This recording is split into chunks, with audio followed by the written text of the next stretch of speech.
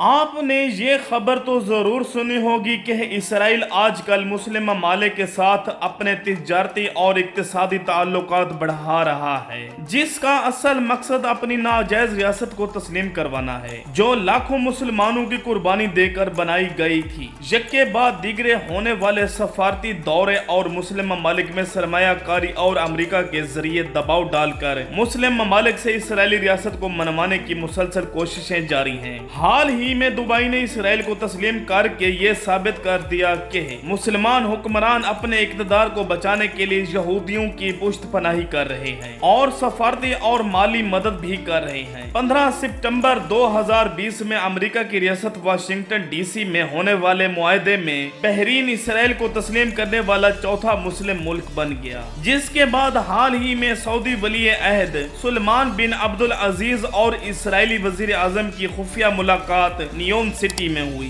نیوم ایک ایڈوانس ترین اور western culture پر بننے والا ایک ایسا شہر ہے جسے اسرائیل فنڈ کر کے سعودی عرب میں اپنا اثر و رسوخ بڑھانا چاہتا ہے۔ سعودی عرب کا یہ علاقہ اس کے گریٹر اسرائیل کے منصوبے میں بھی شامل ہے جس پر یہ قبضہ کرنا چاہتا ہے۔ اسرائیل کی سعودیہ میں اتنی زیادہ انویسٹمنٹ کے بعد ایک طرف تو یہ حصہ معاشی طور پر اسرائیل کے کنٹرول میں چلا جائے گا اور مستقبل میں کبھی سعودی عرب اسرائیل کی کھل کر مخالفت نہیں کر پائے گا، اور دوسری طرف سعودی عرب یہ چاہتا ہے کہ کبھی ایران یا ترکی کی طرف سے ان پر کوئی دباؤ ڈالا جائے تو یہ اسرائیل کی پشت پناہی حاصل کر لیں گے۔ اس کے ساتھ ساتھ سعودی عرب کو اپنی معیشت کو بھی بچانا ہے جو پہلے حج و عمرہ سے حاصل ہونے والی کمائی اور پیٹرول پر ٹکی ہوئی تھی، مگر کورونا کی وجہ سے حج اور عمرہ جیسی زیارات کا مکمل بند ہونے کے بعد اب محدود ہو چکی ہے اور دنیا بھر میں پیٹرول کی جگہ اب الیکٹرک گاڑیاں لے رہی ہیں۔ اسی وجہ سے سعودی عرب اب دبئی کی طرح اپنی اکانومی کو ٹورزم اور ویسٹرن کلچر پر شفٹ کر رہا ہے۔ اس خفیہ ملاقات کا مقصد سعودی عرب کو ثالثی کے طور پر استعمال کر کے مسلم ممالک سے تعلقات بڑھانا ہے، اور اسرائیل کا مقصد اسلامی حکومتوں کو اس طرح سے گھیرنا کہ وہ کبھی اپنا اتحاد قائم نہ کر سکیں، اور نہ ہی یہ مسلم ممالک ایک جٹ ہو کر اسرائیل کے خلاف کوئی ایسی پالیسی نہ بنا سکے جو اس کے لیے خطرہ بن جائے۔ سعودی عرب مسلمانوں کے دل مکہ معظمہ اور مدینہ منورہ کا رکھوالا ہے۔ اس کے ہر فیصلے کو تمام مسلم امت عزت کی نگاہ سے دیکھتی ہے، اور یہ مسلمان کے اتحاد یعنی OIC کا سربراہ بھی ہے۔ سعودی عرب جس کی وجہ سے کئی مسلم ممالک اسرائیل کو تسلیم کریں گے۔ سعودی عرب مسلسل اس ملاقات کی تردید کر رہا ہے اور اسے افواہ کا نام دے رہا ہے، لیکن اسرائیلی وزیر اعظم کی فلائٹ ٹکٹ اور روٹ کی انفارمیشن سے یہ بات کنفرم ہو گئی ہے کہ واقعی یہ خفیہ ملاقات ہوئی ہے۔ اس کام کے لیے اسرائیل کی سازشیں بہت عرصہ سے جاری تھیں، مگر اب اس اچانک تیزی کے پیچھے ایک بہت بڑی اور اہم وجہ ہے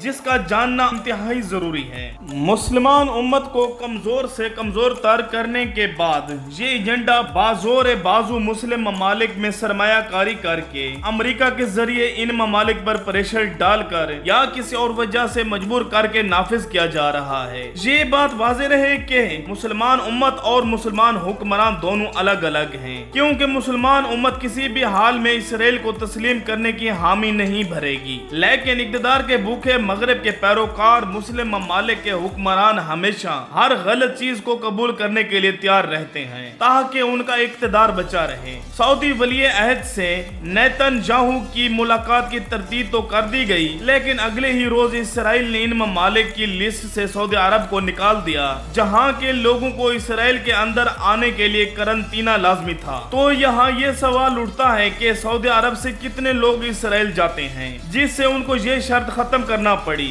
حقیقتاً یہ اس بات کا ثبوت ہے کہ سعودی عرب کے رویے میں نرمی ہے، اسی لیے اسرائیل نے بھی نرمی کا اعلان کیا ہے۔ امریکی سابق صدر نے اپنا کام کر دیا ہے جس سے مسلم امت میں دراڑ پڑ چکی ہے، اور اسرائیل کو اس کے اندر گھسنے کا موقع بھی مل گیا ہے، اور اس کمزور اتحاد کا فائدہ وہ ڈیوائیڈ اینڈ رول کی صورت میں اٹھا رہا ہے، یعنی ان مسلم ممالک کو ایک ایک کر کے الگ کرنا اور پھر ان کو تباہ کر دینا۔ جیسا کہ حدیث مبارکہ کا مفہوم ہے، آخری زمانے میں مسلمانوں کی تعداد تو بہت زیادہ ہوگی لیکن تنکوں کی طرح بکھرے ہوں گے، کیونکہ اللہ تعالیٰ ان کے دلوں میں وہن کو پیدا کر دے گا، یعنی دنیا سے محبت اور موت سے نفرت۔ اسرائیل ایک ناجائز ریاست ہے جس کو ہرگز بھی قبول نہیں کیا جا سکتا، اور یہی بات بانی पाकिस्तान के क़ायद-ए-आज़म मोहम्मद अली जिन्ना ने भी फरमाई थी कि इसराइल एक नाजायज रियासत है जिसे उम्मत मुस्लिमा के दिल में घुसाया गया है। पाकिस्तान इसे कभी तस्लीम नहीं करेगा और हम अपने बच्चों को भी बताएंगे कि फलस्तीन हमारे लिए क्यों अहम है। इसीलिए क्योंकि ये अंबियाए कराम की सरजमीन है।